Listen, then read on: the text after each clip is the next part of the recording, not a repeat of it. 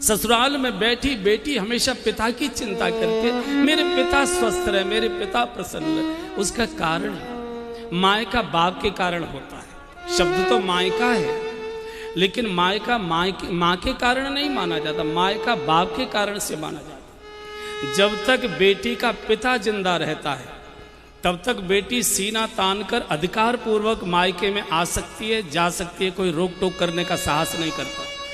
लेकिन पिता की मृत्यु के बाद माँ चूँक भैया और भाभी के अधीन हो जाती है तो मायका फिर भैया भाभी की इच्छा से मिलता है, अधिकार पूर्वक नहीं मिलता। इसलिए आपने देखे होंगे प्रसंग, जब किसी की माँ की मौत होती है बेटी रोती तो है लेकिन अपने को संभाल लेती है। लेकिन जब उसको समाचार मिलता है कि मेरे पिताजी नहीं रहे, मेरे पिता की मौत हो गई, इतना रोती है, इतना रोती। और जब पहली बार पिता की मृत्यु पर अपने मायके में आती है, दहाड़ मारती आती है, हाँ करती आती है और सबसे पहले अपने घर के मुख्य द्वार पर पछाड़ खाकर गिरती है। बहुत देर तक देहली पर पड़ी रहती है। उसको लगता है अब ये देहली मेरे लिए पराई हो गई, अब इसमें मैं स्वेच्छा से नहीं आती, आज सकती जा सकती। इसलिए बाप के लिए बेटी बहुत रोया करती है। हमारे पूज्य बापू कई बार सुनाया करते हैं कि किसी की बेटी को दुख देना हो, कुछ करने की आवश्यकता नहीं, उसके पिता को गालियां दे दो, बिटिया के पिता को अपशब्द कह दो, उसको अपमानित कर दो।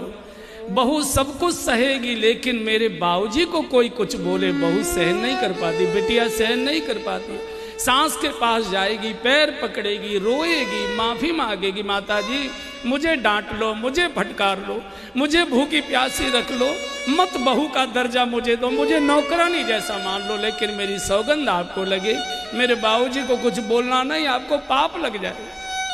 मुझे मालूम है कि मेरे गरीब बाप ने कैसे कैसे कर्जा करके मेरे हाथ पीले किए। मुझे मालूम है कि आपके दरवाजे के चक्कर काटते काटते मेरे बूढ़े बाप की एड़ियां घिस गई थी, तब मेरी शादी हुई। अभी तो मेरे बाप की पीठ से कर्जे का बोझ नहीं उतरा है। दिन भर भूखी रोती रहेगी, सारे घर को भोजन बना के खिला देगी, लेकिन बाप के लिए किसी ने बोला है बेटी के मुंह में टुकड़ा नहीं जाता। विधाता ने इस सृष्टि में बहुत सारे पवित्र नाते बनाए हैं, लेकिन जितना पवित्र नाता बेटी और बाप का बनाया है, इकलौते बेटे की मौत हो जाती है, बाप नहीं रोया करता, छाती पर पत्थर रख लेता है। सारा गांव मोहल्ला रोता है, लाश को आंगन में देखता है, सारा गांव फूट पड़ता है, लेकिन बाप अपनी छाती पर पत्थर रखकर आंसुओं को पी लेता है। लेकिन वही बाप जब पहली बार अपनी बिटिया को हाथ पकड़कर ससुराल के लिए डोली